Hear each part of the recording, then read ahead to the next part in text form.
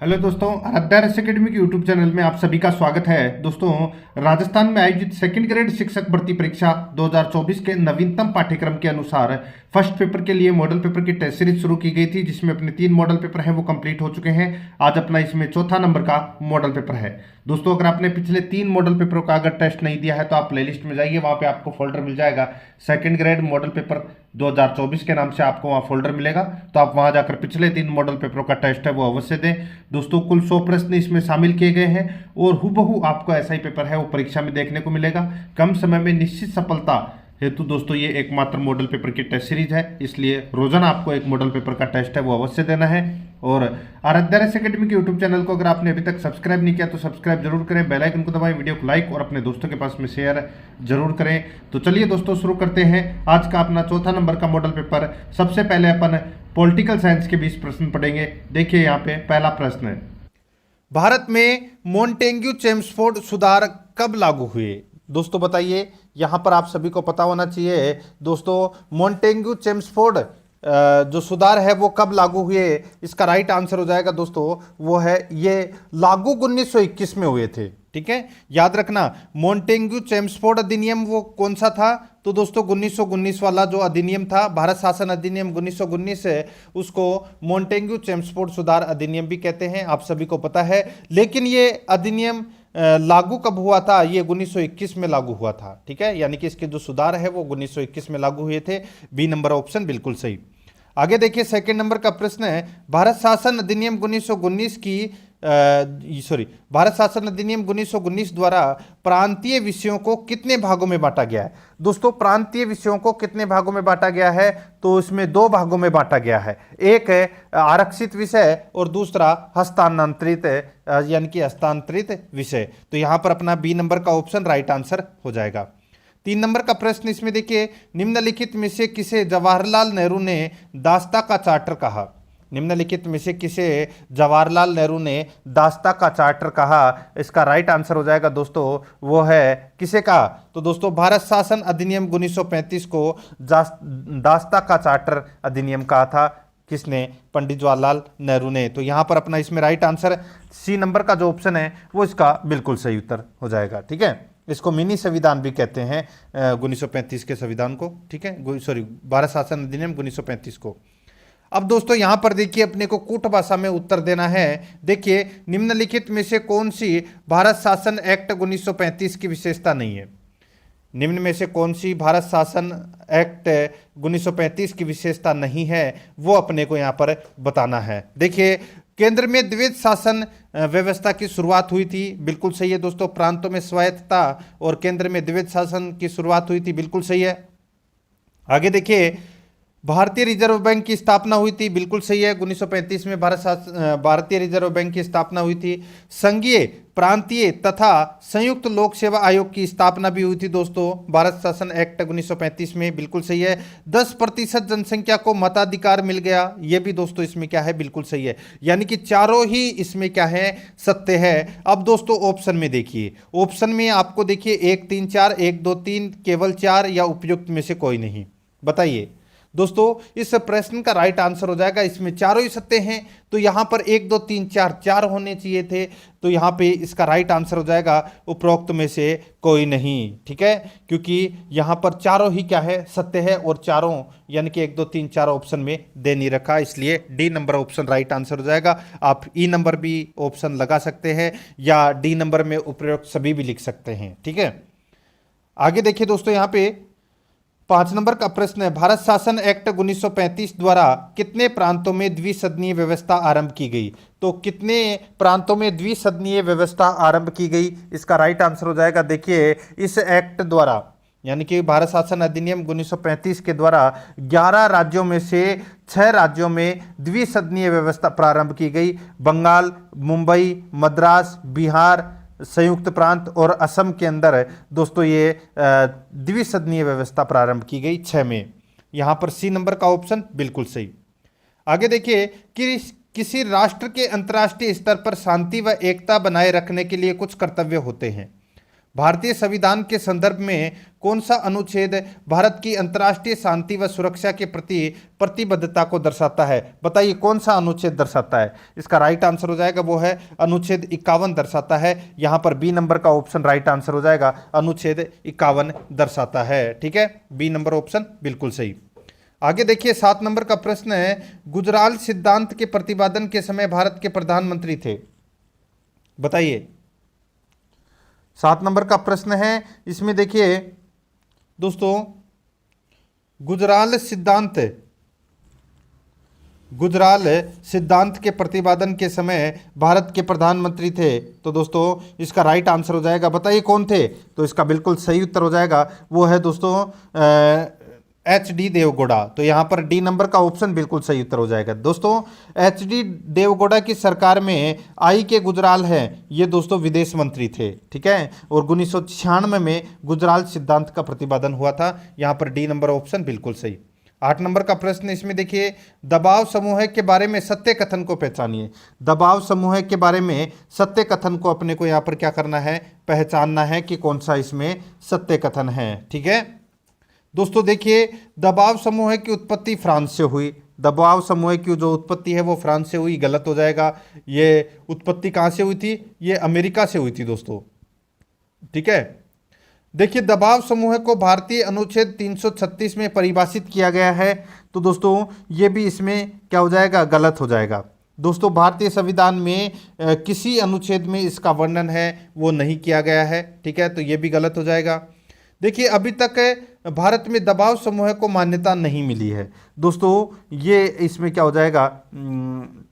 गलत हो जाएगा दोस्तों। देखिए आमतौर पर चुनाव है वो नहीं लड़ते हैं, सरकार पर दबाव बनाकर मांगे पूरी करवाने की कोशिश करते हैं। ठीक है, तो यहाँ पर ये इसमें क्या हो जाएगा? ये भी गलत हो जाएगा दोस्तों। ठीक है, चौथा देखिए, ऑल इंडिया मैन्युफैक्चरर्स ऑर्गेनाइजेशन मध्य वर्गीय व्यवसायों से संबंधित मामलों को उठाता है, बिल्कुल सही है। यहाँ पर डी नंबर का जो ऑप्शन है वो इसका बिल्कुल सही उत्तर हो जाएगा। ठीक है, आगे देखिए 9 नंबर का प्रश्न है, निम्नलिखित कथनों में से सत्य कथन का अपने को यहाँ पर क्या करना है? चयन करना है, बताना है कि इनमें से कौन सा सत्य कथन है। ठीक है, और कूट भाषा में उत्तर देना है। ठीक है, और क्या करना है? कूट भाषा में अपने को उत्तर देना है। देखिए भारत सन 1950 में संयुक्त राष्ट्र संघ का सदस्य बना, तो दोस्तों ये गलत हो जाएगा। देखिए भारत है वो 1945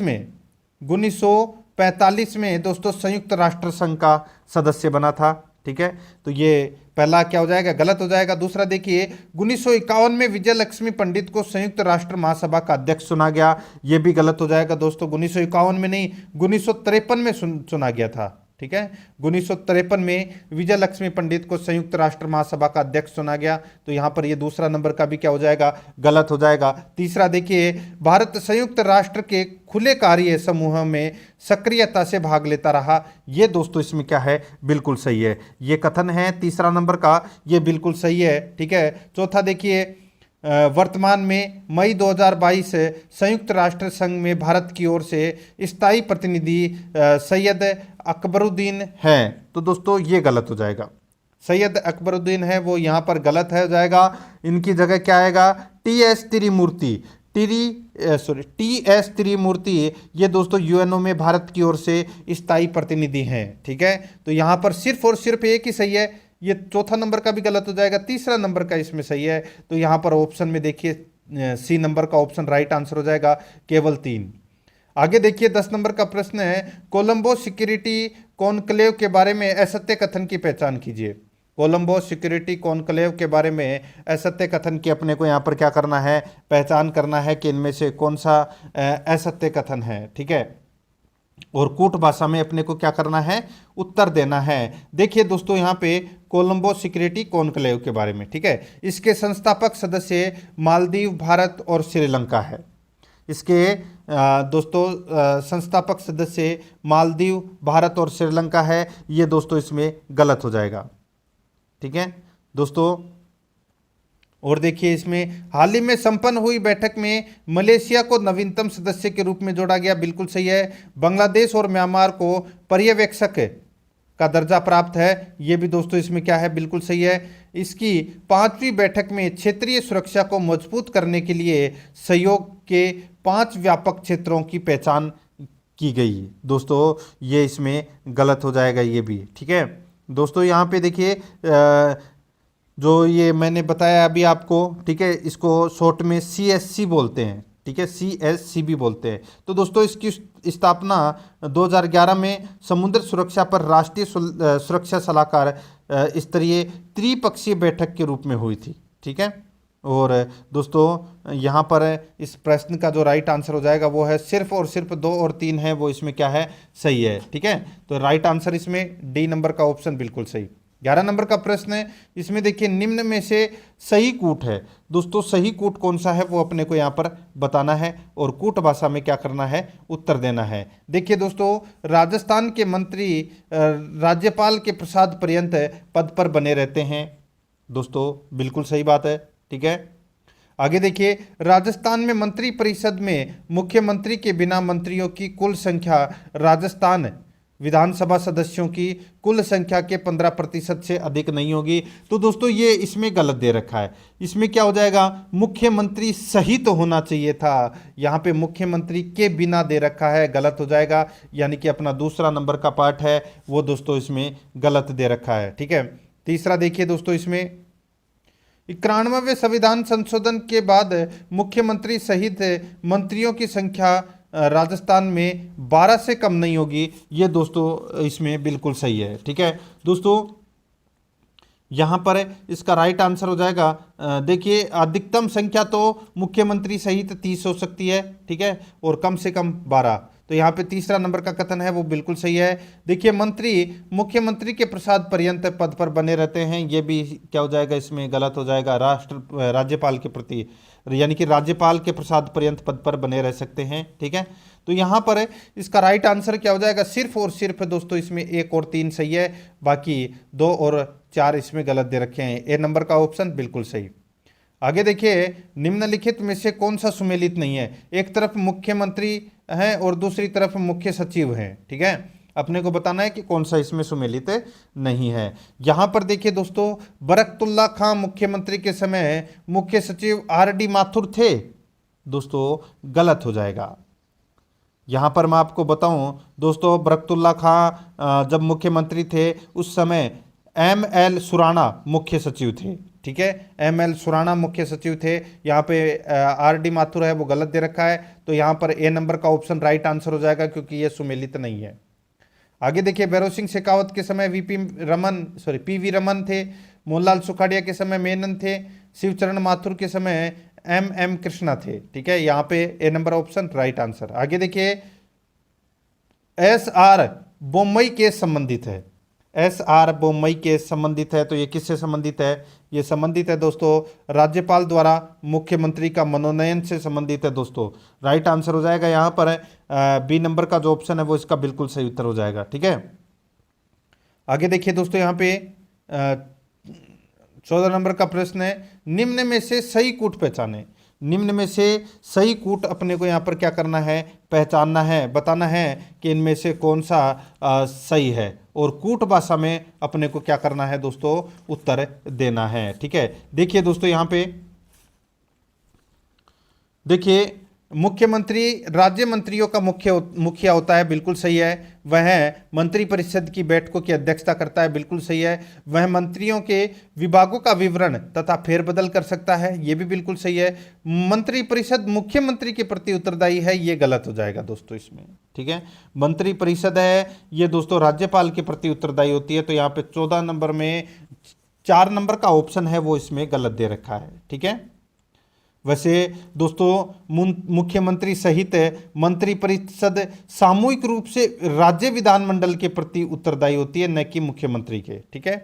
और जो मंत्रिपरिषद है ये दोस्तों मैंने भी आपको बताया, ये इसमें राज्यपाल के प्रसाद पर्यंत पद पर बने रह सकते हैं, ठीक है।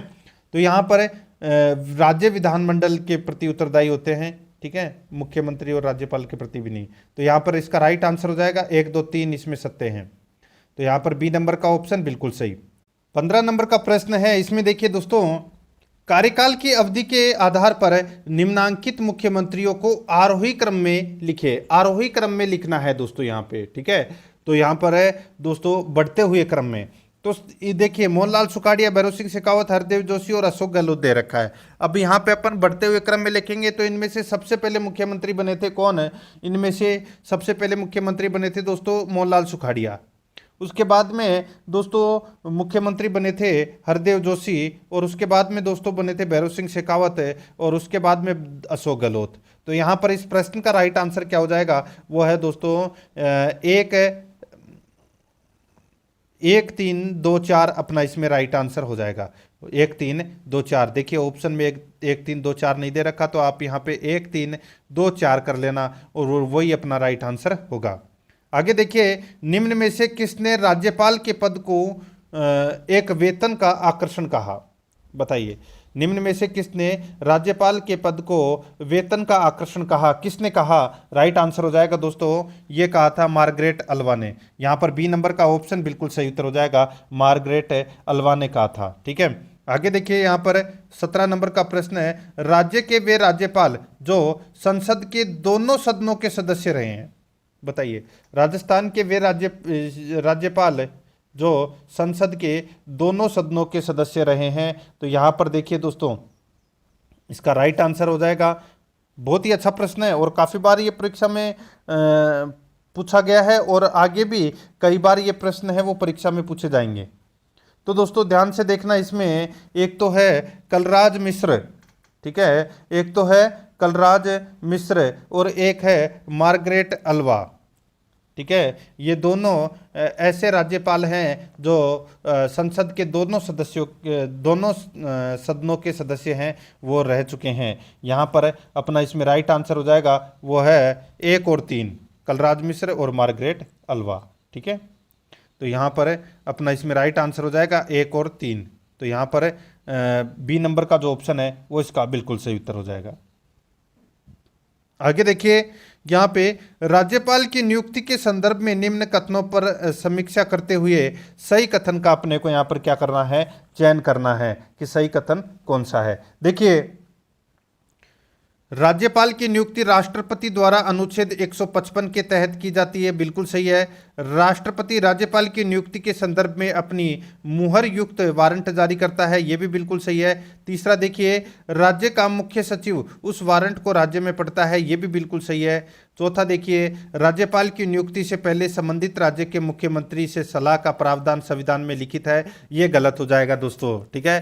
राष्ट्रपति है वो राज्यपाल की नियुक्ति करता है, ठीक है। और यहाँ पर इस प्रश्न का राइट आंसर हो जाएगा बी नंबर का ऑप्शन, जिसमें 1 2 3 दे रखा है, ये तीनों कथन सत्य है, चौथा इसमें गलत दे रखा है। आगे देखिए, राज्यपाल की विधायी शक्तियों के संदर्भ में कौन सा कथन सही नहीं है? राज्यपाल की विधायी शक्तियों के संदर्भ में कौन सा कथन सही नहीं है, ये अपने को यहाँ पर क्या करना है? बताना है। दोस्तों यहाँ पर देखिए, राज्य विधानसभा के सत्र को आहूत, सत्रावसान तथा विघटित करना, ये दोस्तों बिल्कुल सही है। यहाँ पे राज्यपाल की विधायी शक्तियों के बारे में बात हो रही है, ठीक है। देखिए, विधानसभा के अध्यक्ष और उपाध्यक्ष का पद खाली होने पर किसी सदस्य को कार्यवाही सुनिश्चित करने हेतु नियुक्त करना, ये भी दोस्तों राज्यपाल के पास में शक्ति है, बिल्कुल सही है, ठीक है। तो यहाँ पर देखिए, अध्यादेश जारी करना, बिल्कुल राज्यपाल अध्यादेश जारी कर सकता है। और चौथा देखिए, किसी विधेयक को मतदान हेतु विधानमंडल के समक्ष रखवाना, ये गलत हो जाएगा। तो यहाँ पर डी नंबर का जो ऑप्शन है वो इसका बिल्कुल सही उत्तर इसमें हो जाएगा, ठीक है। दोस्तों, किसी विधेयक को मतदान हेतु संबंधित सदन का अध्यक्ष रखवाता है, ना कि राज्यपाल। तो यहाँ पर डी नंबर का ऑप्शन राइट आंसर हो जाएगा, क्योंकि ये इसमें गलत दे रखा है। 20 नंबर का प्रश्न इसमें देखिए, निम्न में से राज्यपाल की विवेकाधीन शक्तियों में शामिल है। राज्यपाल की विवेकाधीन शक्तियों में शामिल है, तो वो क्या शामिल है वो अपने को यहाँ पर बताना है। देखिए, राष्ट्रपति के विचारार्थ विधेयक को आरक्षित रखना, बिल्कुल सही है। राज्य में राष्ट्रपति शासन की सिफारिश करना, यह भी बिल्कुल सही है। पड़ोसी केंद्र शासित प्रदेश के अतिरिक्त प्रभार के रूप में बतौर प्रशासक कार्य करना, यह भी बिल्कुल सही है। चौथा, विधानमंडल का सत्राहूत, सत्रावसान तथा विघटित करना, ये गलत हो जाएगा दोस्तों इसमें, ठीक है। दोस्तों, अनुच्छेद 173 के तहत, अनुच्छेद 174 के तहत विधानसभा को आहूत सत्रावसान व विघटित करना राज्यपाल की कार्यपालिकीय शक्ति है, न कि विवेकाधीन शक्ति है। यहाँ पे विवेकाधीन शक्तियों की बात की गई है, तो यहाँ पे तीनों क्या है इसमें सही है, और ये कार्यपालिका की शक्ति है। तो यहाँ पर 1 2 3 इसमें क्या है सत्य है, तो यहाँ पर बी नंबर का ऑप्शन राइट आंसर हो जाएगा।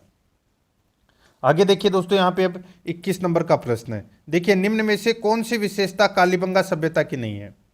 कौन सी विशेषता कालीबंगा सभ्यता की नहीं है? तो यहाँ पर इस प्रश्न का राइट आंसर हो जाएगा वो है जुते हुए खेत, नालियाँ काष्ठ की बनी है, एक साथ 2 फसलें बोने के साक्ष्य, ये तीनों हैं, ये दोस्तों कालीबंगा सभ्यता की विशेषता है।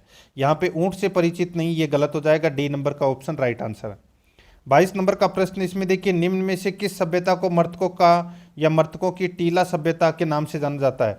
तो दोस्तों मर्तकों की टीला सभ्यता के नाम से जाना जाता है, तो वो है आहड़ सभ्यता। यहाँ पर ए नंबर का ऑप्शन बिल्कुल सही उत्तर हो जाएगा, आहड़ सभ्यता। ठीक है, आगे देखिए यहाँ पर 23 नंबर का प्रश्न है, गणेश्वर सभ्यता किसके द्वारा खोजी गई? गणेश्वर सभ्यता है ये दोस्तों नीम का थाना सीकर में है, और इसकी खोज रत्नचंद्र अग्रवाल ने की थी। राइट आंसर हो जाएगा इसमें बी नंबर का ऑप्शन बिल्कुल सही। 24 नंबर का प्रश्न है, स्वतंत्र भारत का प्रथम पुरातात्विक स्थल कौन सा था? तो दोस्तों कौन सा था? वो था दोस्तों कालीबंगा। ठीक है, इसके खोज थे अमलानंद घोष। कब की थी खोज? 1952 में। यहाँ पर सी नंबर का ऑप्शन राइट आंसर हो जाएगा। ठीक है दोस्तों, वीडियो को लाइक नहीं किया तो एक बार सभी के सभी मित्र हैं वो वीडियो को लाइक कर दीजिए।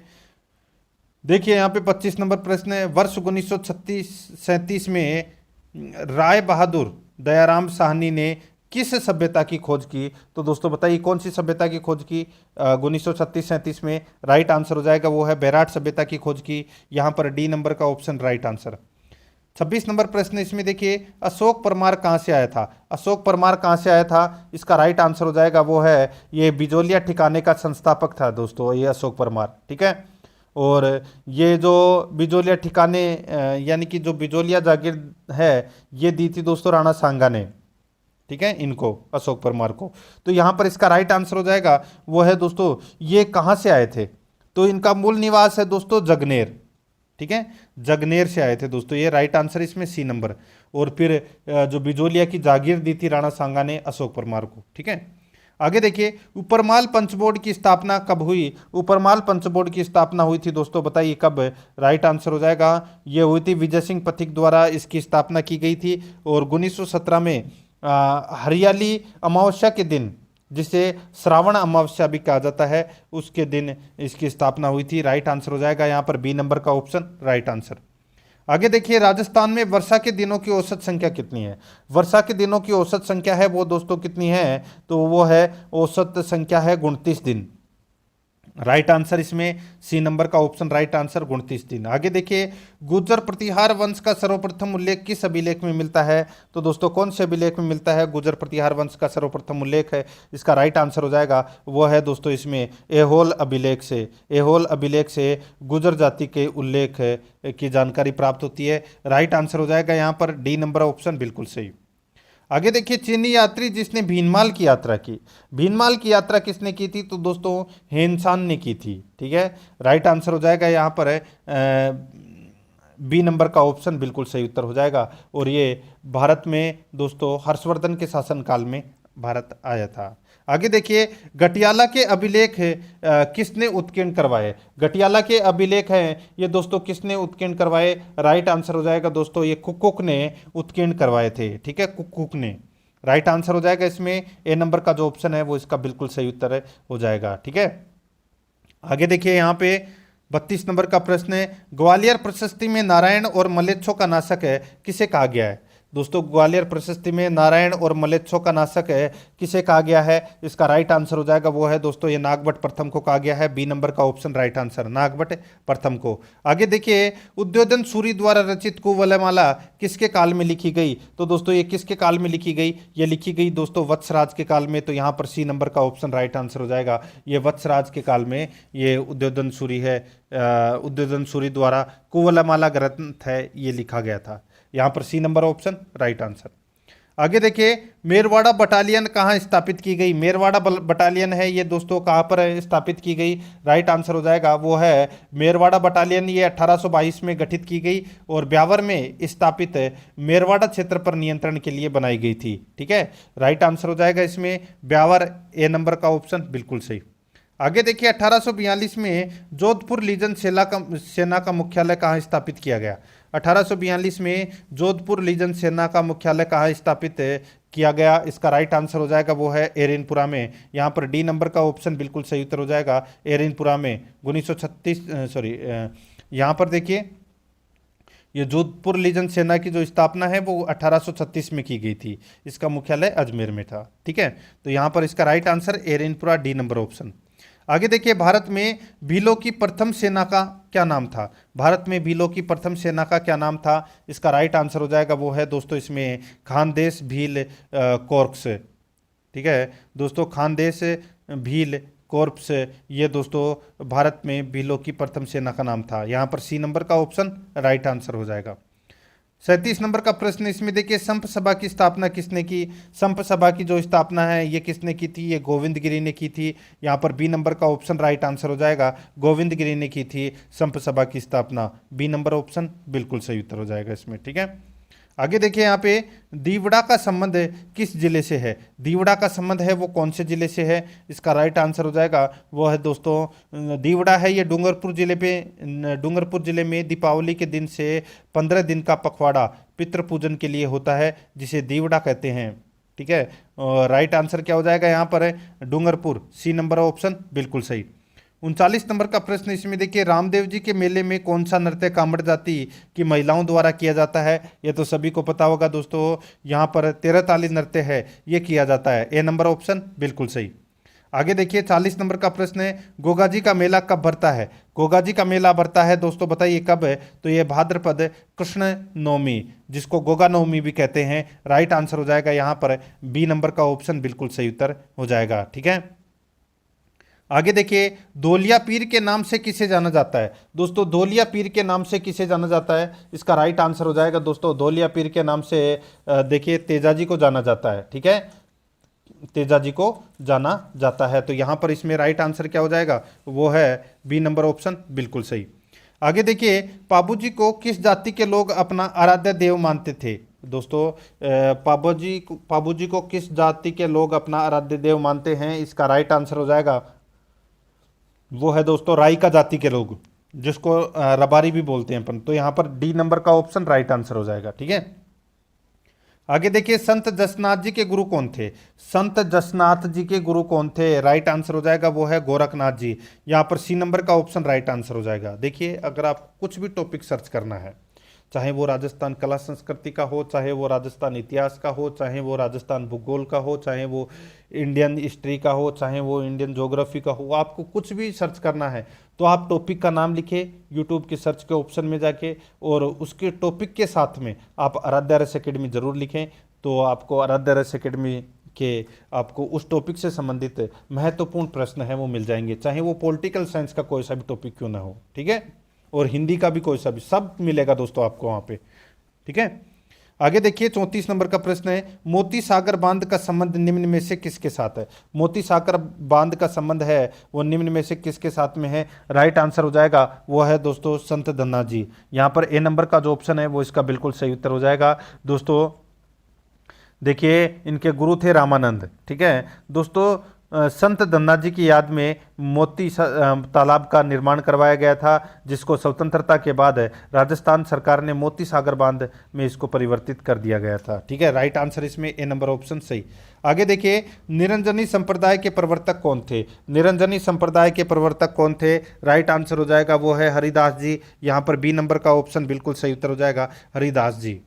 आगे देखिए, 46 नंबर का प्रश्न है, निष्कलंक संप्रदाय का प्रतिपादन किसने किया? निष्कलंक संप्रदाय का प्रतिपादन किसने किया? राइट आंसर हो जाएगा वो है दोस्तों संत माओ जी ने किया। यहाँ पर सी नंबर का ऑप्शन राइट आंसर हो जाएगा, संत माओ जी ने किया। ठीक है, आगे देखिए दोस्तों, यहाँ पे राजस्थान में 30 डिग्री 12 मिनट उत्तरी अक्षांश पर स्थित है। बताइए 30 डिग्री 12 मिनट उत्तरी अक्षांश पर स्थित है, बताइए कौन सा गांव या कौन सा क्षेत्र है?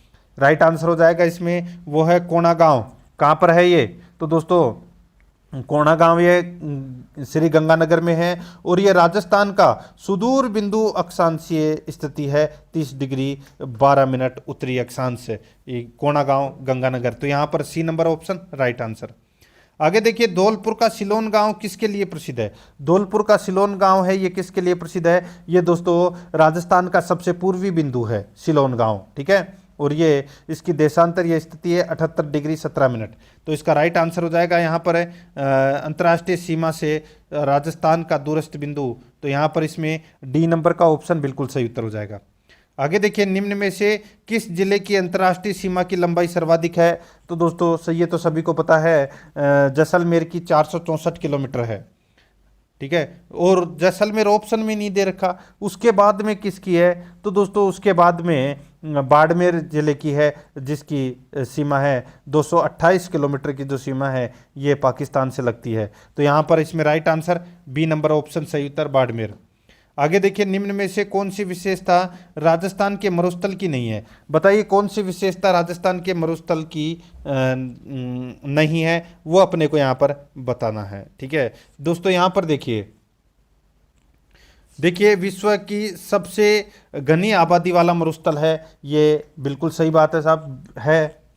आगे देखिए यहाँ पे इसमें राजस्थान की लगभग 40% जनसंख्या निवास करती है, ये भी बिल्कुल सही है, यानी कि पहला और दूसरा इसमें क्या है, बिल्कुल सही है। तीसरा देखिए इसमें न्यूनतम जैव विविधता वाला मरुस्थल, ये गलत हो जाएगा। इसमें न्यूनतम जैव विविधता वाला मरुस्थल है, ये दोस्तों इसमें क्या हो जाएगा, गलत हो जाएगा। ये सर्वाधिक जैव विविधता वाला मरुस्थल है दोस्तों ये, ठीक है। तो यहाँ पर अपने को क्या बताना था, मरुस्थल की विशेषता नहीं है। तो दोस्तों सी नंबर का जो ऑप्शन है वो इसका राइट आंसर हो जाएगा, ये मरुस्थल की विशेषता नहीं है, ठीक है।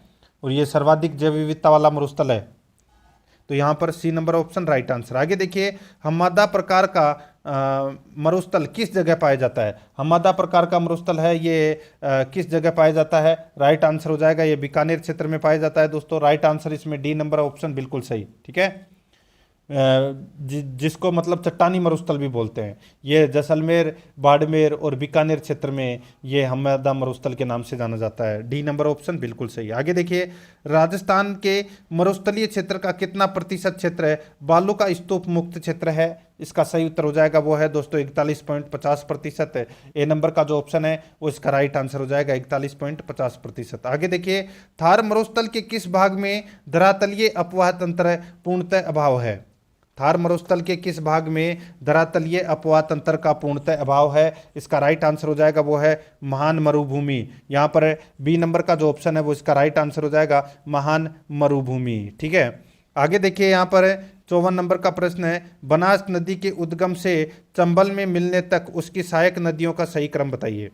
बनास नदी के उद्गम से चंबल में मिलने तक उसकी सहायक नदियों का सही क्रम है वो अपने को यहाँ पर बताना है। सही क्रम हो जाएगा दोस्तों, देखिए यहाँ पर मोरेल, कोठारी, खारी, बेडच, मोरेल, कोठारी, खारी, बेडच, ये दोस्तों इसका सही क्रम है, ठीक है। देखिए यहाँ पे मैं आपको बताऊं तो देखिए बनास नदी का जो उद्गम है वो कुंभलगढ़ के निकट खमनोर की पहाड़ी से होता है और इसकी प्रमुख सहायक नदियां हैं दाहिने तट से बेडच और मेनाल हैं, बाएं तट से कोठारी, खारी, मेनाल, काली सिंध, मासी, ढूंढ, मोरेल, ठीक है। और दोस्तों उद्गम से सही क्रम है इसका बेडच, कोठारी, खारी, मोरेल, ठीक है। तो यहाँ पे बनास नदी के उद्गम से चंबल में मिलने तक, ठीक है। तो यहाँ पर इसका राइट आंसर हो जाएगा दोस्तों बेडच, कोठारी, खारी, मोरेल, ठीक है। तो यहाँ पर इसका राइट आंसर क्या हो जाएगा वो है दोस्तों सी नंबर का जो ऑप्शन है, ठीक है, वो इसका राइट आंसर हो जाएगा। उद्गम से सही क्रम है इसका चंबल में मिलने तक बेडच, कोठारी, खारी, मोरेल। तो यहाँ पर अपना इसमें सी नंबर ऑप्शन बिल्कुल सही। आगे देखिए यहाँ पर चूलिया जलप्रपात से संबंधित गलत तथ्य का चयन कीजिए। दोस्तों चूलिया जलप्रपात कहाँ पर है? तो ये चंबल नदी पर बना हुआ है चित्तौड़गढ़ में, ठीक है। दोस्तों इस अवस्थिति चित्तौड़गढ़ बिल्कुल सही है, नदी चंबल बिल्कुल सही है, ठीक है। अब देखिए यहाँ पे ऊंचाई 50 मीटर, ये गलत दे रखा है दोस्तों, ठीक है। इसकी ऊंचाई है वो 18 मीटर है। कितनी मीटर है? 18 मीटर। यहाँ पर 50 मीटर गलत दे रखा है, तो यहाँ पर सी नंबर का ऑप्शन राइट आंसर हो जाएगा। आगे देखिए चंबल नदी में नानेरा नामक स्थान पर कौन सी नदी मिलती है? तो नानेरा नामक स्थान पर कौन सी नदी मिलती है? राइट आंसर हो जाएगा वो है काली सिंध। राइट आंसर हो जाएगा यहाँ पर बी नंबर ऑप्शन बिल्कुल सही। आगे देखिए येलो रिवर किस नदी को कहा जाता है? येलो रिवर कौन सी नदी को कहा जाता है? राइट आंसर हो जाएगा वो है दोस्तों हांगहो नदी, जो चीन में है। ठीक है, इसको येलो रिवर के नाम से जानते हैं। यहाँ पर बी नंबर का ऑप्शन राइट आंसर। आगे देखिए मलेशिया को सुमात्रा द्वीप से कौन सी जल संधि अलग करती है? मलेशिया को सुमात्रा द्वीप से कौन सी जल संधि अलग करती है? इसका राइट आंसर हो जाएगा वो है मलक्का। यहाँ पर सी नंबर का ऑप्शन राइट आंसर हो जाएगा। मलक्का जल संधि मलेशिया को सुमात्रा द्वीप से अलग करती है। यहाँ पर सी नंबर ऑप्शन बिल्कुल सही। 59 नंबर प्रश्न, इसमें देखिए विश्व का सबसे बड़ा बलुई पुलिन कहाँ है? विश्व का दोस्तों सबसे बड़ा बलुई पुलिन कहाँ है? इसका राइट आंसर हो जाएगा दोस्तों वो है देखिए बांग्लादेश का जो कॉक्स बाजार है, ये विश्व का सबसे बड़ा बलुई पुलिन है। ठीक है, यहाँ विश्व का सबसे बड़ा डेल्टा दोस्तों गंगा ब्रह्मपुत्र डेल्टा है, आप सभी को पता है। राइट आंसर हो जाएगा इसमें Bangladesh, D number option right answer. आगे देखिए ओशिनिया में सम्मिलित सबसे छोटा देश निम्न में से कौन सा है? ओशिनिया में सम्मिलित सबसे छोटा देश निम्न में से कौन सा है? इसका राइट आंसर हो जाएगा वो है नोरू। यहाँ पर सी नंबर का ऑप्शन राइट आंसर हो जाएगा नोरू, इसका राइट आंसर। ठीक है, और सबसे बड़ा देश ऑस्ट्रेलिया। ठीक है, आगे देखिए यहाँ पर अंडर वाटर गार्डन कहाँ स्थित है? अंडर वाटर गार्डन कहाँ स्थित है? राइट आंसर हो जाएगा ये स्थित है दोस्तों ऑस्ट्रेलिया में। यहाँ पर डी नंबर का ऑप्शन बिल्कुल सही, ऑस्ट्रेलिया में है। आगे देखिए वे नदियाँ जो सामान्य बल की दिशा में बहती है कहलाती है। वे नदियाँ जो सामान्य बल की दिशा में बहती है कहलाती है, तो वो क्या कहलाती है? इसका राइट आंसर हो जाएगा वो है अनुवर्ती नदियाँ। तो यहाँ पर ए नंबर का जो ऑप्शन है वो इसका बिल्कुल सही उत्तर हो जाएगा, अनुवर्ती नदियाँ। आगे देखिए बासमंगल घाटी का निर्माण कौन सी नदी करती है? बासमंगल घाटी का निर्माण कौन सी नदी करती है? इसका सही उत्तर हो जाएगा वो है दोस्तों झेलम नदी। यहाँ पर बी नंबर का ऑप्शन बिल्कुल सही उत्तर हो जाएगा, झेलम नदी। आगे देखिए 64 नंबर का प्रश्न है, निम्न में से कौन सी परियोजना चेनाब नदी पर स्थित है? कौन सी परियोजना चेनाब नदी पर स्थित है? इसका राइट आंसर हो जाएगा वो है दोस्तों बगलिहार परियोजना, सलाल परियोजना, दुलहस्ती परियोजना। ये तीनों परियोजना है ये दोस्तों चेनाब नदी पर परियोजनाएं हैं। तो यहाँ पर इसका राइट आंसर हो जाएगा उपरोक्त सभी, डी नंबर ऑप्शन बिल्कुल सही है। आगे देखिए राजस्थान में सर्वाधिक वज्र तूफान कौन से जिलों में आते हैं? सर्वाधिक वज्र तूफान है ये कौन से जिलों में आते हैं? राइट आंसर हो जाएगा वो है जयपुर और झालावाड़ में आते हैं ये वज्र तूफान। ठीक है, राइट आंसर हो जाएगा सी नंबर का ऑप्शन बिल्कुल सही उत्तर हो जाएगा इसमें। आगे देखिए पेरू तट के निकट महासागरीय जल का तापमान सामान्य से कम हो जाने की स्थिति को क्या कहते हैं? पेरू तट के निकट महासागरीय जल का तापमान सामान्य से कम हो जाने की स्थिति को क्या कहते हैं? इसको कहते हैं दोस्तों लाल नीना प्रभाव, लाल लीना प्रभाव कहते हैं। ठीक है, राइट आंसर हो जाएगा इसमें सी नंबर ऑप्शन बिल्कुल सही। आगे देखिए स्कोच अवार्ड 2021 किस संस्था को प्रदान किया गया था? स्कोच अवार्ड 2021 किस संस्था को प्रदान किया गया था? राइट आंसर हो जाएगा वो है राजस्थान हाउसिंग बोर्ड को। ए नंबर ऑप्शन बिल्कुल सही, राजस्थान हाउसिंग बोर्ड को। आगे देखिए जापान सागर किस महासागर का भाग है? जापान सागर कौन से महासागर का भाग है? तो दोस्तों यहाँ पर देखिए प्रशांत महासागर। ठीक है, जापान सागर किस महासागर का भाग है? तो ये प्रशांत महासागर का भाग है। Right answer A number option. आगे देखिए चीन सागर को प्रशांत महासागर से जोड़ने वाली नहर कौन सी है? तो दोस्तों वो नहर है कौन सी? तो वो है बासी नहर। बासी नहर चीन सागर को यानी कि चीन सागर से प्रशांत सागर को, प्रशांत महासागर को जोड़ने वाली नहर है। राइट आंसर हो जाएगा यहाँ पे डी नंबर ऑप्शन सही उत्तर, बासी नहर। आगे देखिए कौन सा महासागर, ठीक है दोस्तों, यह कौन सा महासागर उत्तर दिशा में एशिया महाद्वीप द्वारा अवरोधित है? बताइए दोस्तों। देखिए कौन सा महासागर उत्तर दिशा में एशिया महाद्वीप द्वारा अवरोधित है? तो इसका राइट आंसर हो जाएगा वो है हिंद महासागर। ठीक है, हिंद महासागर है ये उत्तर दिशा में एशिया महाद्वीप द्वारा अवरोधित है। डी नंबर ऑप्शन बिल्कुल सही उत्तर इसमें हो जाएगा। ठीक है, आगे देखिए यहाँ पर एशिया का सबसे गर्म स्थान कौन सा है? एशिया का सबसे गर्म स्थान है वो है दोस्तों जैकोबाबाद। ठीक है, जैकोबाबाद ये पाकिस्तान में है और ये सबसे गर्म स्थान माना जाता है दोस्तों। राइट आंसर इसमें डी नंबर ऑप्शन।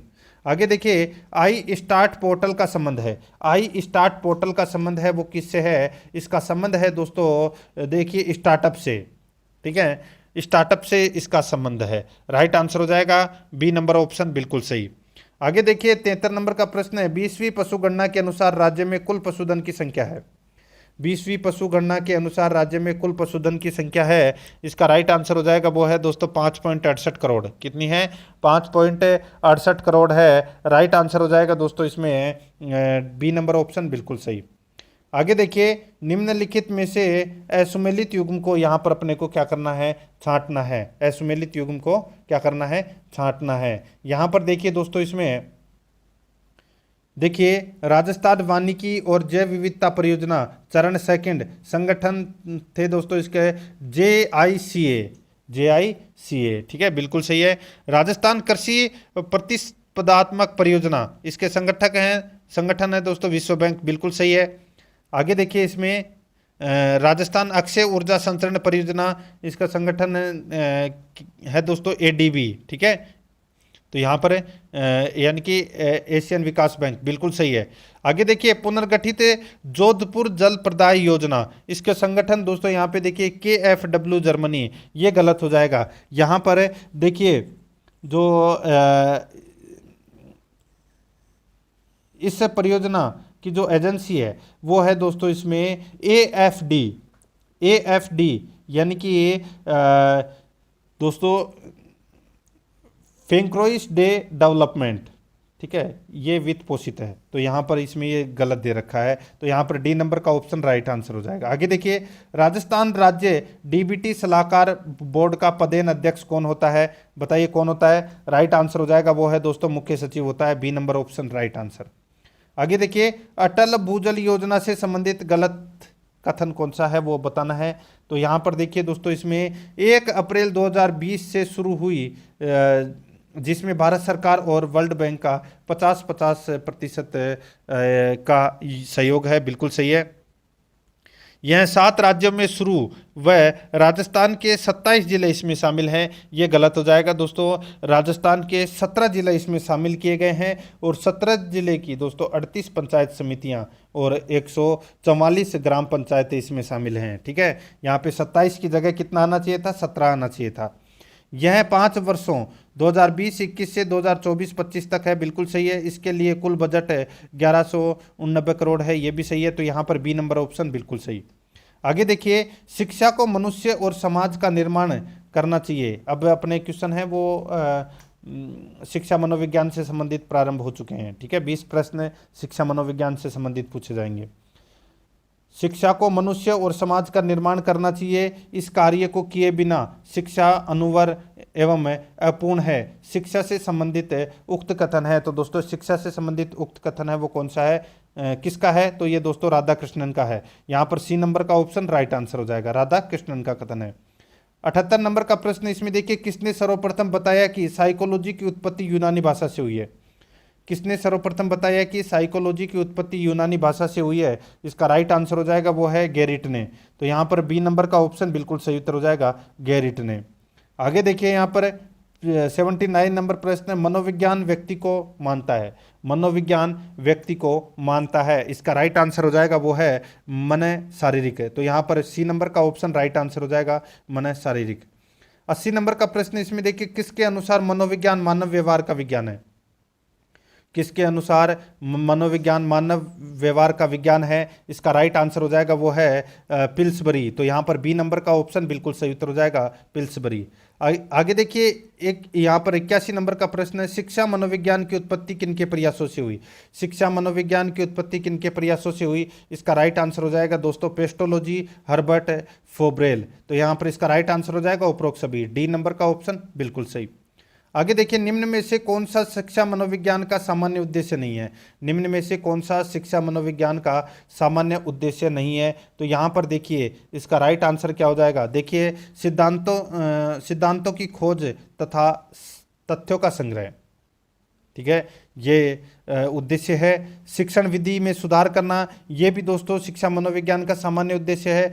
बालकों के प्रति निष्पक्ष और सहानुभूतिपूर्ण दृष्टिकोण विकास करने में सहायता देना, ये दोस्तों इसमें क्या हो जाएगा, गलत हो जाएगा, ठीक है। शिक्षा के उद्देश्यों एवं लक्ष्यों की पूर्ति, ये इसमें सही है। तो यहाँ पर अपना इसमें सी नंबर का ऑप्शन राइट आंसर हो जाएगा, जो कि इसमें इसकी विशेषता नहीं है, ठीक है, यानी कि इसका उद्देश्य नहीं है। आगे देखिए, निम्न में से कौन सी विधि आत्मनिष्ठ विधि है? तो आत्मनिष्ठ विधि कौन सी है? तो वो है दोस्तों आत्मनिरीक्षण विधि। सी नंबर का ऑप्शन राइट आंसर हो जाएगा। आगे देखिए, निम्न में से कौन सा कथन शिक्षा के बारे में असत्य है? तो दोस्तों शिक्षा के बारे में असत्य देखिए, शिक्षा समायोजन की प्रक्रिया है, बिल्कुल सही है। शिक्षा केवल व्यक्तिगत रूप से ही प्राप्त होती है, ये गलत हो जाएगा दोस्तों। इसमें शिक्षा एक सामाजिक प्रक्रिया है दोस्तों, ठीक है। और शिक्षा समायोजन की प्रक्रिया है, बिल्कुल सही है। शिक्षा केवल व्यक्तिगत रूप से प्राप्त होती है, ये गलत हो जाएगा दोस्तों। शिक्षा है ये सामाजिक और व्यक्तिगत दोनों रूपों में प्राप्त होती है, ठीक है। तो यहाँ पर दूसरा नंबर का अपना राइट आंसर हो जाएगा, क्योंकि ये असत्य कथन है, ठीक है। आगे देखिए, यहाँ पे निम्न में से कौन सा कारक मनोविज्ञान को विज्ञान कहने के लिए उचित नहीं है? बताइए कौन सा कारक है मनोविज्ञान को विज्ञान कहने के लिए उचित नहीं है? इसका राइट आंसर क्या हो जाएगा? वो है दोस्तों यहाँ पर स्थायित्व है। यहाँ पर बी नंबर का ऑप्शन राइट आंसर हो जाएगा, स्थायित्व है। आगे देखिए, 86 नंबर का प्रश्न है, शिक्षा मनोविज्ञान है। दोस्तों शिक्षा मनोविज्ञान है तो दोस्तों नियामक, विधायक, धनात्मक, ये तीनों क्या है? शिक्षा मनोविज्ञान है। राइट आंसर हो जाएगा उपरोक्त सभी। यहाँ पर डी नंबर का ऑप्शन राइट आंसर हो जाएगा, शिक्षा मनोविज्ञान नियामक है। आगे देखिए, 87 नंबर का प्रश्न है, निम्न में से कौन सा शिक्षा मनोविज्ञान की आवश्यकता को नहीं दर्शाता है? निम्न में से कौन सा शिक्षा मनोविज्ञान की आवश्यकता को नहीं दर्शाता है? तो यहाँ पर देखिए दोस्तों, बालकों के स्वास्थ्य को जांचने हेतु, ये दोस्तों नहीं दर्शाता है, ये गलत दे रखा है इसमें, ठीक है। बाकी इसमें सारे सही है, तो यहाँ पर ए नंबर का ऑप्शन राइट आंसर हो जाएगा इसमें। आगे देखिए, निम्न में से किसे आधुनिक शिक्षा मनोविज्ञान के जनक के रूप में जाना जाता है? तो दोस्तों ये जाना जाता है थॉर्नडाइक को। राइट आंसर इसमें ए नंबर ऑप्शन सही उत्तर, थॉर्नडाइक, ठीक है। आगे देखिए, एक शिक्षक के लिए शैक्षिक मनोविज्ञान का कौन सा अर्थ उचित है? तो बताइए कौन सा अर्थ उचित है? तो वो है स्कूल की समस्याओं को वैज्ञानिक रूप से हल करना। यहाँ पर बी नंबर का ऑप्शन बिल्कुल सही उत्तर हो जाएगा। आगे देखिए, निम्न में से कौन सा व्यवहार का घटक नहीं है? बताइए निम्न में से व्यवहार का घटक कौन सा नहीं है? व्यवहार के प्रमुख 3 घटक माने जाते हैं दोस्तों, ठीक है। प्रभावी घटक, व्यवहारात्मक घटक और संज्ञानात्मक घटक, ठीक है। राइट आंसर हो जाएगा इसमें कौन सा घटक नहीं है? तो इसका राइट आंसर हो जाएगा वो है शैक्षिक घटक नहीं है, तो यहाँ पर इसका right answer C number option सही। आगे देखिए, शिक्षा मनोविज्ञान किस मनोविज्ञान की एक शाखा है? तो दोस्तों ये अनुप्रयुक्त मनोविज्ञान की एक शाखा है, यहाँ पर B number option right answer हो जाएगा। आगे देखिए, किसने अपने ग्रंथ एमाइल में शिक्षा की विस्तृत योजना प्रस्तुत की? किसने अपने ग्रंथ एमाइल में शिक्षा की विस्तृत योजना प्रस्तुत की? इसका राइट आंसर हो जाएगा वो है दोस्तों रूसो। यहाँ पर बी नंबर का ऑप्शन राइट आंसर हो जाएगा रूसो। आगे देखिए, यहाँ पे 93 नंबर का प्रश्न है, शिक्षा मनोविज्ञान की प्रकृति के बारे में कौन सा कथन सही है? तो कौन सा कथन इसमें सही है? तो वो है दोस्तों, यह सार्वभौमिक एवं सर्वव्यापी है। यहाँ पर सी नंबर का ऑप्शन राइट आंसर हो जाएगा। आगे देखिए, 94 नंबर का प्रश्न है, निम्नलिखित में से कौन सी विधि व्यवहार के अध्ययन की सबसे वैज्ञानिक विधि मानी जाती है? निम्नलिखित में से कौन सी विधि व्यवहार के अध्ययन की सबसे वैज्ञानिक विधि मानी जाती है? राइट आंसर हो जाएगा वो है दोस्तों इसमें प्रयोगात्मक विधि। यहाँ पर सी नंबर का ऑप्शन राइट आंसर हो जाएगा। आगे देखिए, शिक्षा का संबंध है। शिक्षा का संबंध है तो दोस्तों ये उद्देश्यों से, शिक्षक से, शिक्षार्थी से। इसका राइट आंसर हो जाएगा उपरोक्त सभी से, डी नंबर ऑप्शन बिल्कुल सही। आगे देखिए, शिक्षा मनोविज्ञान का मुख्य केंद्र बिंदु होता है। शिक्षा मनोविज्ञान का मुख्य केंद्र बिंदु होता है तो ये होता है अधिगमकर्ता एवं विशेष व्यक्तित्व के रूप में होता है। यहाँ पर C number option right answer हो जाएगा। आगे देखिए, सिंचाई परियोजना के वर्गीकरण के संदर्भ में असत्य कथन है, तो वो कौन सा असत्य कथन है? यहाँ पर देखिए, इसमें सिंचाई परियोजना के वर्गीकरण के संदर्भ में असत्य कथन कौन सा है वो अपने को यहाँ पर बताना है, ठीक है। देखिए दोस्तों, यहाँ पे वृहद वह परियोजना जिसमें कृषि योग्य कमांड क्षेत्र 10,000 हेक्टेयर से अधिक हो, ठीक है। तो दोस्तों यहां पर देखिए, इसमें बिल्कुल सही है ये, ठीक है। और मध्यम दोस्तों, वह परियोजना जिसमें कृषि योग्य कमांड क्षेत्र 2,000 से अधिक और 10,000 हेक्टेयर तक हो, ठीक है, बिल्कुल सही है। लघु, अब यहाँ पर देखना दोस्तों लघु में, ठीक है, लघु में यहाँ पर देखिए, वह परियोजना जिसमें कृषि योग्य कमांड क्षेत्र 1,000 हेक्टेयर हो, ये गलत हो जाएगा इसमें। दोस्तों देखिए, वह परियोजना जिसमें कृषि योग्य कमांड क्षेत्र 2,000 हेक्टेयर तक हो, तो यहाँ पे दे रखा है 1000 हेक्टेयर तक, तो यहाँ पे 2000 होना चाहिए था, ये असत्य हो जाएगा और यही अपना राइट आंसर हो जाएगा, सी नंबर ऑप्शन। आगे देखिए, हाल ही में भारत के पर्यटन सेवा क्षेत्र के विकास के लिए किए गए प्रयासों के संदर्भ में असत्य कथन अपने को बताना है कि असत्य कथन कौन सा है। देखिए, केंद्रीय पर्यटन मंत्रालय ने वर्ष 2014-15 में पर्यटन स्थलों की थीम पर आधारित एकीकृत विकास के लिए स्वदेश दर्शन योजना की शुरुआत की है, बिल्कुल सही है। दूसरा है इसमें धरोहर गोद लें अपनी धरोहर अपनी पहचान परियोजना की शुरुआत 27 सितंबर 2017 को विश्व पर्यटन दिवस के अवसर पर की गई, बिल्कुल सही है। देखो अपना देश पहल पर्यटन मंत्रालय द्वारा 2020 में शुरू की गई, बिल्कुल सही है। चौथा देखिए, केंद्रीय सांस्कृतिक मंत्रालय ने 2014-15 में तीर्थ स्थल संरक्षण एवं आध्यात्मिक विकास के लिए प्रसाद योजना की शुरुआत की, ये गलत हो जाएगा दोस्तों, ठीक है दोस्तों। प्रसाद योजना ये तीर्थ स्थल संरक्षण एवं आध्यात्मिक विकास के लिए की गई थी और केंद्रीय पर्यटन मंत्रालय ने की थी ये। यहाँ पे केंद्रीय सांस्कृतिक मंत्रालय दे रखा है, ये गलत हो जाएगा। यहाँ पर डी नंबर का ऑप्शन राइट आंसर हो जाएगा, ये असत्य कथन है। 99 नंबर प्रश्न है, भारत के इंडस्ट्री सेक्टर से संबंधित है विभिन्न तथ्यों में से असत्य कथन कौन सा है, वो अपने को यहाँ पर बताना है। दोस्तों देखिए, कोयला, कच्चा तेल, प्राकृतिक गैस, रिफाइनरी उत्पाद, उर्वरक, सीमेंट, इस्पात, बिजली, 8 कोर सेक्टर हैं, बिल्कुल सही है। 8 कोर क्षेत्रों का औद्योगिक उत्पादन सूचकांक में शामिल मदों का भार का 40.27% है, ये भी बिल्कुल सही है। औद्योगिक उत्पादन का सूचकांक केंद्रीय सांख्यिकी संगठन द्वारा त्रैमासिक रूप से संकलित और प्रकाशित किया जाता है, ये दोस्तों इसमें गलत हो जाएगा। दोस्तों देखिए, औद्योगिक उत्पादन सूचकांक एक संकेतक है जो एक निश्चित अवधि के दौरान औद्योगिक उत्पादों के उत्पादन की मात्रा में परिवर्तन को मापता है, ये इसमें गलत हो जाएगा। ये कथन दे रखा है, ये गलत है, तो यहाँ पर C number option right answer हो जाएगा। इसका आधार वर्ष दोस्तों 2011-12 है, सही है। आगे देखिए, 100 नंबर का प्रश्न, निम्नलिखित में से भुगतान संतुलन के संदर्भ में पूंजी खाता के भाग नहीं है। पूंजी खाता के भाग नहीं है तो दोस्तों वो है विदेशी मुद्रा धन विक्षेपण, तो यहाँ पर सी नंबर का जो ऑप्शन है वो इसका बिल्कुल सही उत्तर इसमें हो जाएगा, ठीक है। बाकी तीनों हैं। तो दोस्तों इसी के साथ मैंने सेकंड ग्रेड भर्ती परीक्षा के लिए 4 नंबर का मॉडल पेपर है वो कंप्लीट करवा दिया है। अगर आपने पिछले 3 मॉडल पेपर नहीं देखे हैं तो आप प्लेलिस्ट में जाइए, वहाँ पे आपको फोल्डर मिल जाएगा सेकंड ग्रेड मॉडल पेपर के नाम से, वहाँ फोल्डर बना हुआ है, तो आप वहाँ जाकर पिछले 3 मॉडल पेपरों का टेस्ट है वो अवश्य दें और आराध्या रेस अकेडमी के यूट्यूब चैनल को सब्सक्राइब जरूर करें, बेल आइकन को दबाएं, वीडियो को लाइक और अपने दोस्तों के पास में शेयर जरूर करें। मिलते हैं दोस्तों नेक्स्ट वीडियो में। जय हिंद, जय भारत।